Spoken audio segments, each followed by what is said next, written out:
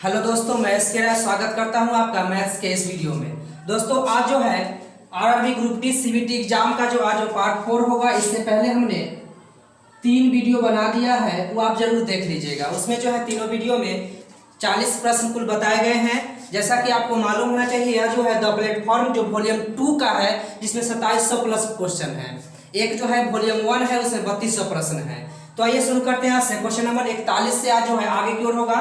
यहाँ पर question number 41 का रहा है कि यदि कौसेक ए बराबर क्या है, कौसेक ए बराबर दिया गया है 2 है। ध्यान दीजिएगा, ये जो मान वाला जो संबंधित है, ये हमने वीडियो बना दिया है। आप प्लेलिस्ट में जाकर के जरूर देख लीजिएगा, वहां से आपको आसानी से यह मान जो है याद हो जाएगा, रखने की आवश्यकता नहीं पड़ेगी। तो ये कौसेक ए बराबर 2 है। अब ये कौसेक ए बराबर 2 क्या डिग्री पर होता है, तो ये होता है 30 डिग्री पर। कौसेक 30 का मान जो होता है वह 2 होता है। उसके बाद क्या है, सेक बी है। सेक बी बराबर कितना है, √2। अब सेक बी का मान कितना, 2 पर कितना होता है, सेक का मान 45 पर होता है। अब पूछ रहा है कि ए और बी का मान क्या होगा, तो ए के जगह पर 30 डिग्री हुआ, बी के जगह पर 45, तो ए प्लस बी कितना हो जाएगा, 45 और 30 कितना हो जाएगा, 75 डिग्री। तो इसका आंसर क्या हो जाएगा, बी हो जाएगा। ये आसानी से आप समझ गए होंगे। आइए देखते हैं क्वेश्चन नंबर 42 को। कहता है 144 रेडियो को बेचने पर एक दुकानदार को 96 रेडियो के विक्रय मूल्य के बराबर हानि होती है, उसका प्रतिशत हानि निकालना है। ध्यान दीजिएगा, प्रतिशत हानि निकालना है। 144 रेडियो को बेचने पर 96 रेडियो के विक्रय मूल्य के बराबर हानि होता है। तो हानि जो हो गया वह कितना हो गया, तो यह हो गया 96 रेडियो के विक्रय मूल्य के बराबर। 96 रेडियो के विक्रय मूल्य के बराबर हो गया। अब हम क्या करेंगे, यह जो हानि है हमारा, यह किस रूप में है, विक्रय मूल्य के रूप में है। तो क्रय मूल्य को भी विक्रय मूल्य के रूप में ले लेते हैं, ठीक ना। समझने का प्रयास कीजिएगा। क्या करेंगे, क्रय मूल्य को भी विक्रय मूल्य में ज्ञात करेंगे। तो 144 रेडियो है, अब 96 रेडियो के बराबर जो है हानि हुआ है, विक्रय मूल्य के बराबर। तो क्या करेंगे, दोनों को जोड़ देंगे। दोनों को जोड़ दीजिए, 144 और 50, 150 और 90 क्या हो जाएगा, 240। मतलब 240 रेडियो के विक्रय मूल्य के बराबर जो है इसका क्रय मूल्य होगा। क्या होगा, क्रय मूल्य क्या होगा, तो 240 रेडियो के विक्रय मूल्य के बराबर। अब हानि प्रतिशत बराबर क्या होता है, फॉर्मूला लगा लीजिए, हानि बटा में क्रय मूल्य गुने 100। हानि बटा में क्रय मूल्य गुने 100, 0 से 0 कट जाएगा, 24 चौका 96, 10 चौक 40% जो है डी जो है इसका आपका आंसर हो जाएगा। ये आप समझ गए होंगे। चलिए आगे देखते हैं क्वेश्चन नंबर 43। चलिए देखते हैं क्वेश्चन नंबर 43। यहाँ पर देखिए, इसको हल करते हैं। इस पार्ट को पहले हल कर लेते हैं।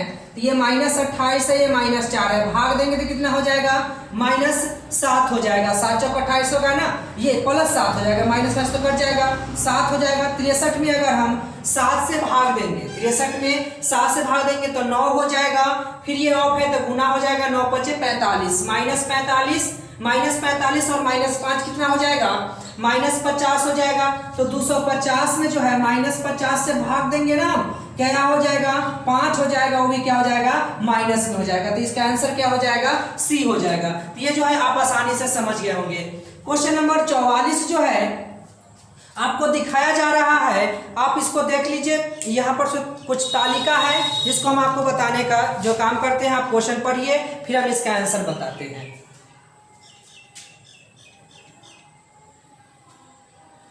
क्वेश्चन देख रहे होंगे कि 6 से 12 बजे तक की औसत कितने प्रस्थान करते हैं, ये चीज पूछा जा रहा है। और प्रस्थान जो है उसके बगल में दिया गया है।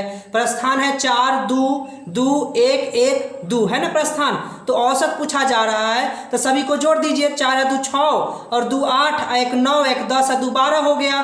कितने लिस्ट है, 6 का लिस्ट है। तो 12 में 6 से भाग दीजिएगा, आंसर क्या हो जाएगा, 2 हो जाएगा। तो ऑप्शन नंबर क्या दिखाई दे रहा है, ए जो है इसका आंसर हो जाएगा। तो ये आप समझ गए होंगे। तो ये ऑप्शन नंबर क्या हो जाएगा, ए हो जाएगा 44 का।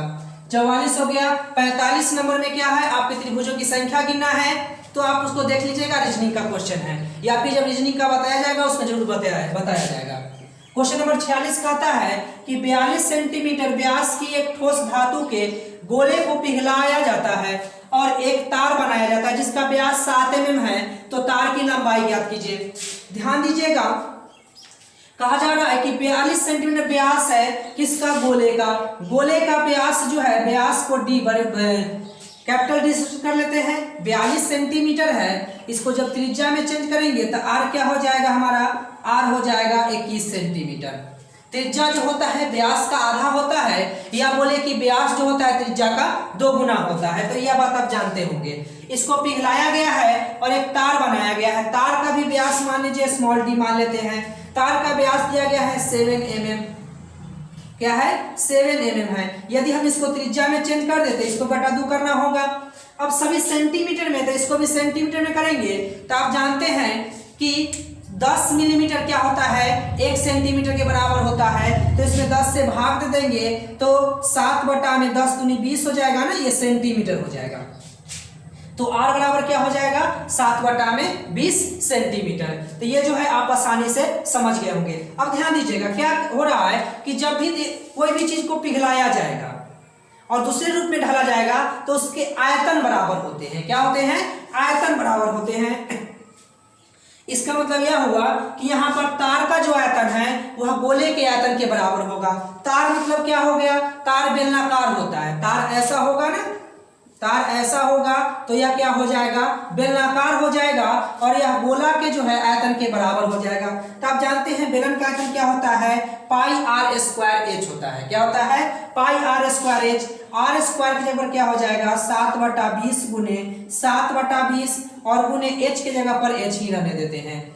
फिर गोले का आयतन क्या हो जाता है, 4/3 पाई r क्यूब हो जाता है। तो 21 गुने 21 गुने 21 कर देंगे। अब ध्यान दीजिए, ये पाई से पाई क्या हो जाएगा, कट जाएगा। ये 7 से काटिए, 7 या 21 हो जाएगा।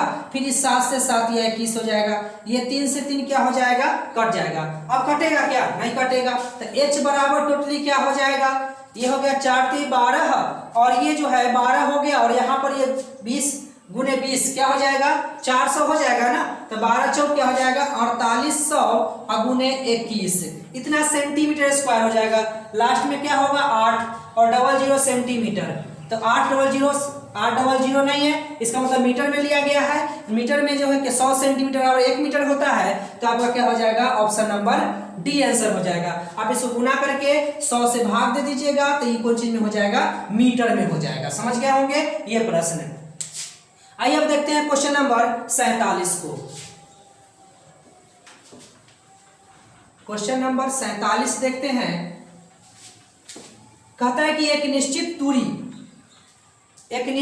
वाली 47 एक निश्चित दूरी वाली सड़क पर एक कार की सामान्य औसत गति 50 किलोमीटर प्रति घंटा है।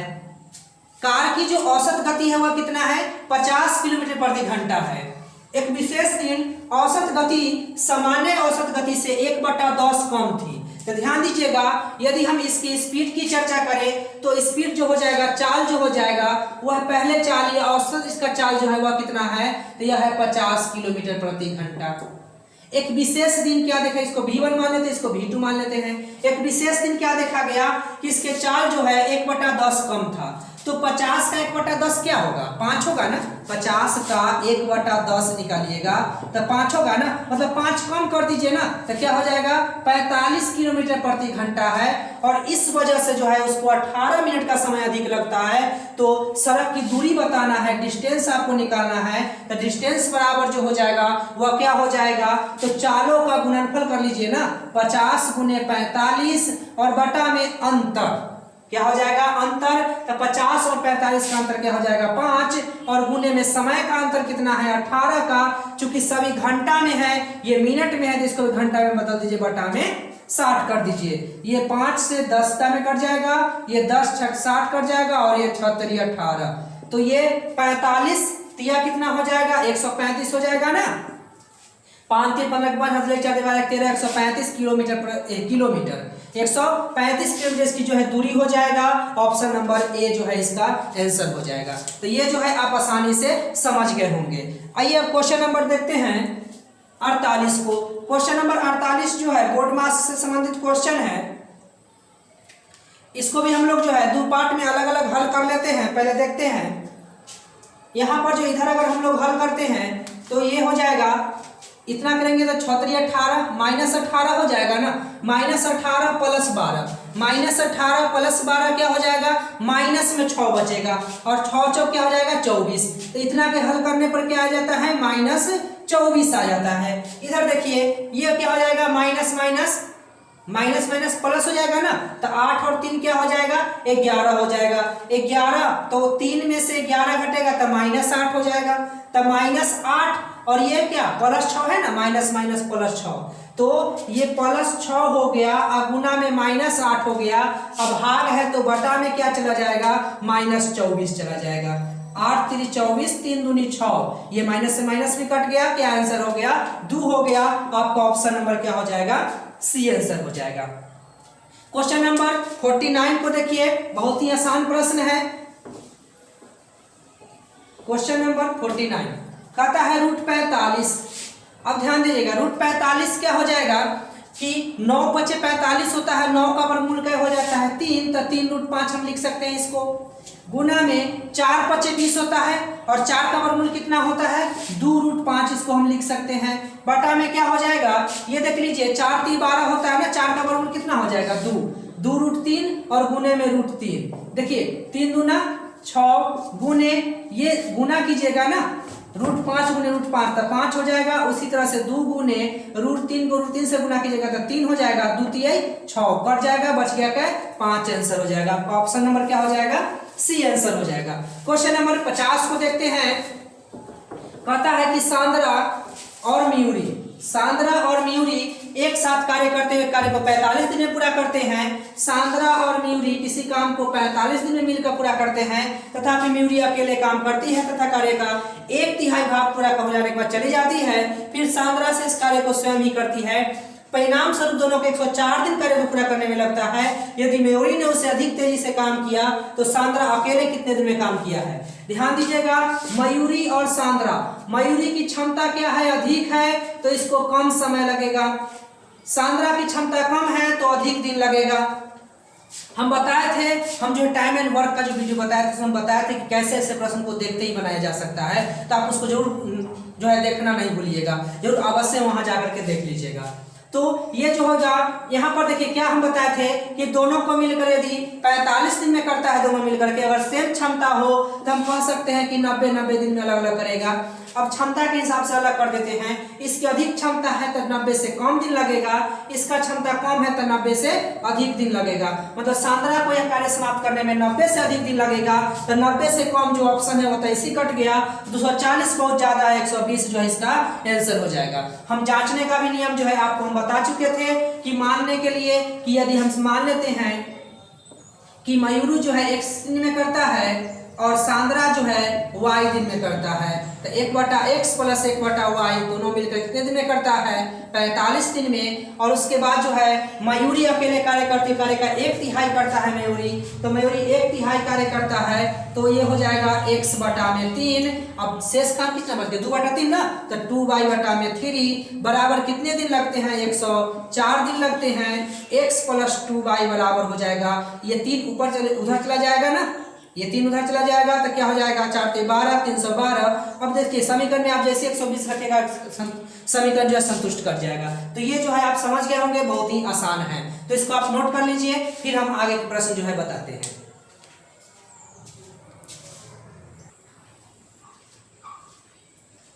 आइए दोस्तों देखते हैं आगे की ओर। क्वेश्चन नंबर 51 कहता है कि एक खाद्य खुदरा श्रृंखला की बिक्री का 30% भाग डेयरी उत्पाद से है। कितना प्रतिशत 30%। और शेष जो है ताजे उत्पाद से है। यदि श्रृंखला में प्रत्येक माह लगभग 50,000 रुपए की बिक्री होती है तो डेयरी उत्पाद की बताना है। तो डेयरी कितना 30% ना, तो 50,000 का 30% निकाल दीजिए ना।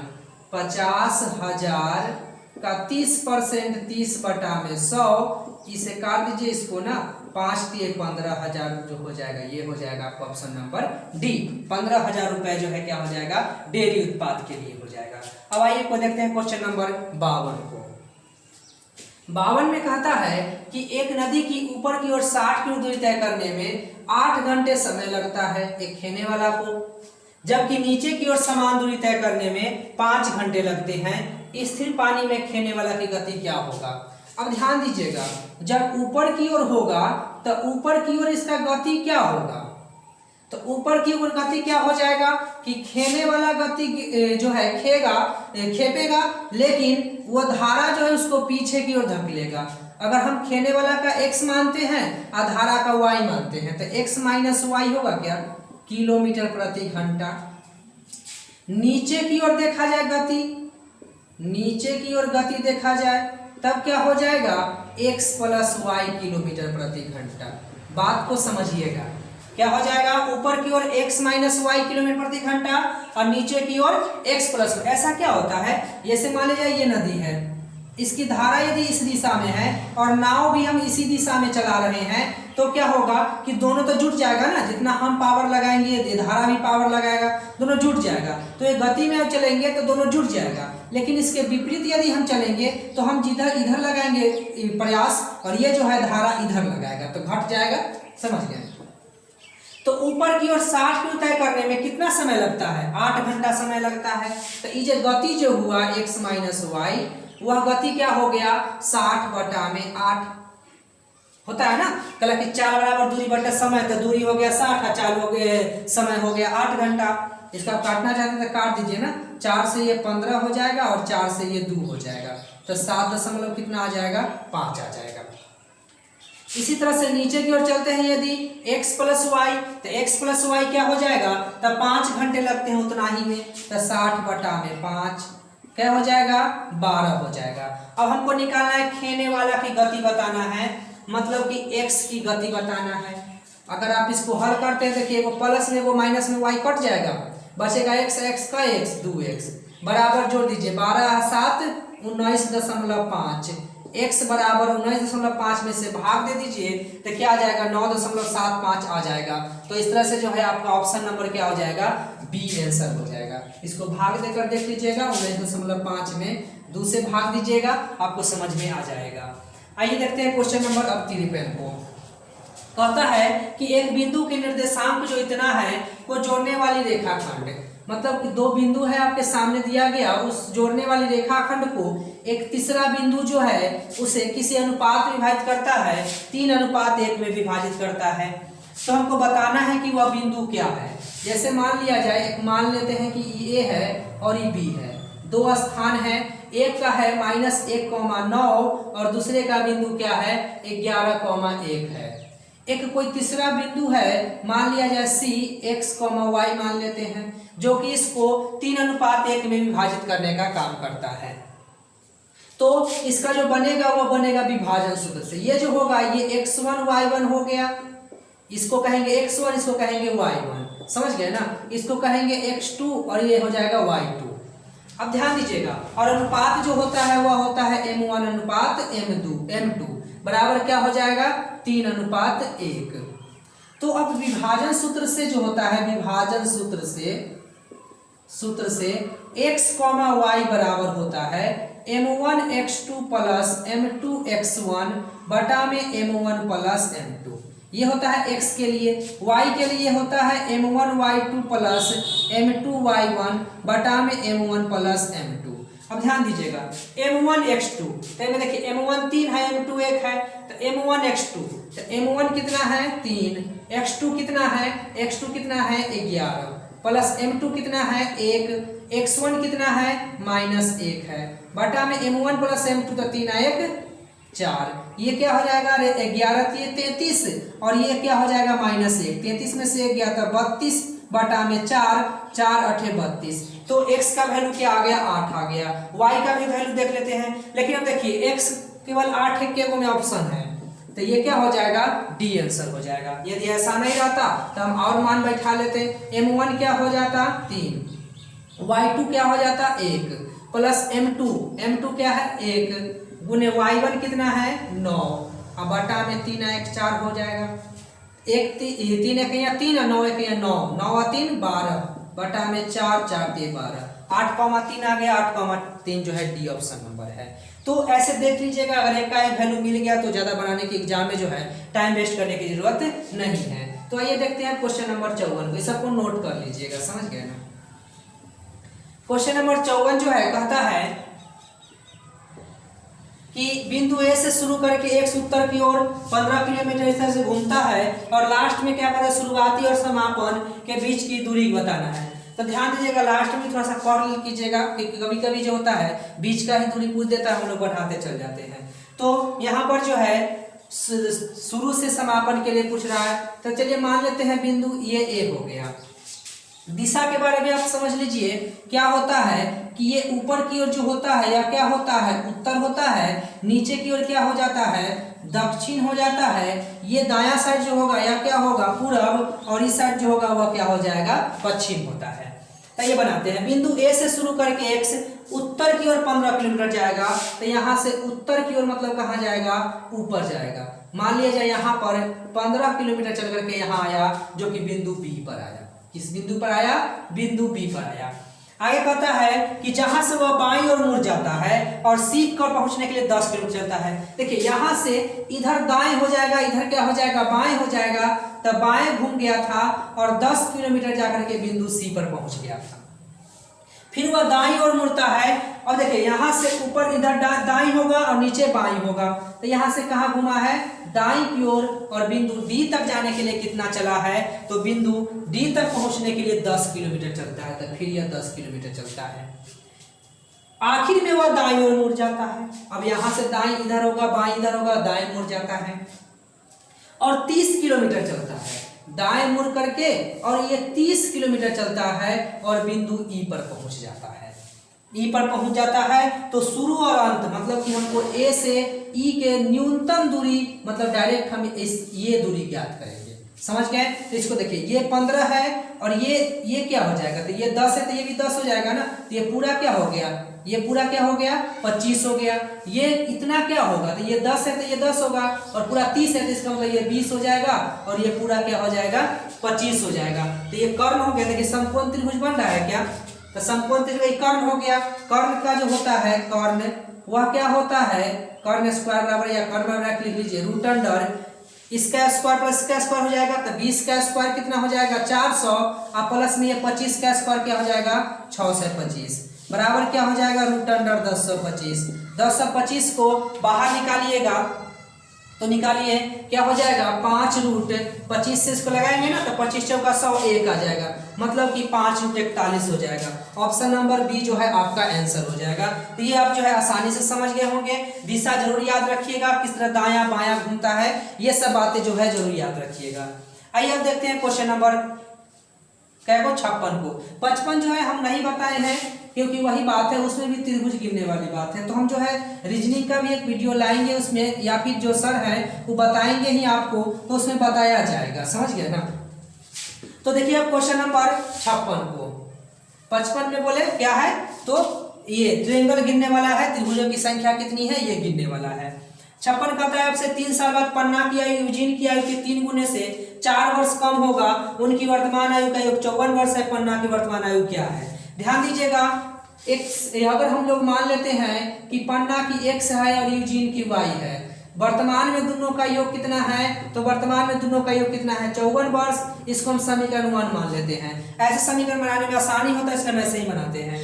अब से 3 साल बाद पन्ना की आयु, तो 3 साल बाद पन्ना की आयु क्या हो जाएगा, सब में 3 जुड़ जाएगा ना, तो पन्ना x + 3 हो जाएगा, यूजीन कितना हो जाएगा, y + 3 हो जाएगा। तो पन्ना के यूजीन की आयु के 3 गुना से, 1 करके गुना 3 गुना से 4 वर्ष कम है, तो -4 हो जाएगा, बराबर हो जाएगा। तो x + 3 बराबर ये 3y प्लस क्या हो जाएगा, 9 हो जाएगा ना, ये 3y है, 3y + 9 -4 हो जाएगा। तो ये x - 3y बराबर क्या होगा, 5 में से 3 गया था 2 हो जाएगा, समीकरण 2 हो गया। आप दोनों ही समीकरण को हल कर दीजिएगा, आपका आसानी से माना जाएगा। आपको पन्ना का निकालना है तो क्या कीजिएगा, जब पन्ना तो x को माने है ना, तो y को काटने का प्रयास कीजिएगा। तो काटने का तरीका आप जानते हैं, विलोपन विधि, कि जो काटना है ना आपको, जो गायब कर देना है उसको बराबर कर दीजिए। तो देखिए मैं 3y है, देख लो 3y कर दीजिए। तो 3y करने के लिए क्या करेंगे, मैं 3 से गुना कर देंगे समीकरण में, तो ये हो जाएगा 3x + 3y बराबर 4 × 12 के 2 हासिल 1 5 × 15 1 16 162। तो आप देखिए दोनों को हल कीजिएगा, अपने आप x का आ जाएगा। आपका SW यही रहा कि आप खुद से जो है इसको हल करके और आंसर जो है कमेंट बॉक्स में जरूर कमेंट कीजिएगा और लाइक करना नहीं भूलिएगा। आगे देखते हैं क्वेश्चन नंबर 56 को 57 को। क्वेश्चन नंबर 57 कहता है कि 6 बटा 8 में 5 और 6 बटा 25 में 4 के स्थानीय मान का योग लिखें। तो देखिए 6 बटा 8 है ना, इसको भाग दे दीजिएगा तो क्या हो जाएगा 0 हो जाएगा, 8 सते 56 और 8 पचे 40 इतना आएगा। यदि हम 6 बटा 25 6 में 25 से भाग देते हैं तो कितना आ जाएगा, तो 0.25 दूनी 50 और 25 चौका 100 हो जाएगा, इतना आ जाएगा। अब कहता है 5 का स्थानीय मान, देखिए 5 का स्थानीय मान कितना होगा, तो 0.05 होगा ना। 5 का स्थानीय मान क्या हो जाएगा 0.05 हो जाएगा, ये स्थानीय मान होता है। और यहाँ पर 4 का स्थानीय मान क्या हो जाएगा 0.04 हो जाएगा। हमसे जोड़ पूछा है तो 0.09, यदि दशमलव हटाएंगे तो 9 बटा में 100 हो जाएगा, तो 9 बटा में 100 ऑप्शन नंबर ए है। तो ये सब जो है आप समझ गए होंगे क्वेश्चन नंबर 57 तक। आगे का प्रश्न जो है अगले वीडियो में बताया जाएगा। आपको यहाँ पर जो है इस चैनल पर प्रत्येक चीज बताया जाता है, रीजनिंग भी है, साइंस भी है, आने वाले समय में सोशल साइंस भी बताया जाएगा। तो आप इस चैनल से जो है जरूर जुड़े और जितने भी दोस्त हैं आपके उनको भी जुड़ने के लिए उत्साहित करें और जितना से ज्यादा हो सके शेयर करें। आज के इतना ही, धन्यवाद।